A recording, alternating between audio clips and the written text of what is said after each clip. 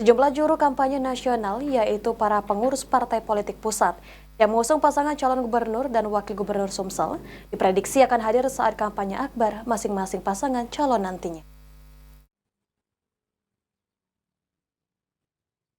Disampaikan oleh Komisioner KPU Sumsel Divisi Teknis, Handoko, jika para masing-masing pasangan calon gubernur dan wakil gubernur Sumsel mendaftarkan beberapa nama pengurus partai politik pusat di tim kemenangan mereka, sehingga besar kemungkinan nama-nama pengurus partai politik pusat tersebut akan hadir saat kampanye akbar masing-masing calon gubernur dan wakil gubernur Sumsel nantinya dan menjadi juru kampanye. Itu sudah melampirkan juga SK tim kampanyenya, yaitu termasuk dengan SK tim kampanye untuk tingkat nasional. Oke. Jadi ada besar kemungkinan ada yang dari pusat akan ke sini kan? Bisa saja, karena setiap partai itu dimasukkan semua untuk pengurus DPP-nya. Beberapa nama jurkam nasional yang diperkirakan akan hadir saat kampanye akbar pasangan calon gubernur dan wakil gubernur Sumsel nantinya, yaitu Surya Paloh di pasangan HDCU, lalu Puan Maharani di pasangan ESP Rizky Aprilia, dan Prabowo Subianto di pasangan Mawardi Yahya Anita Nuringhati. Firman Hidayat,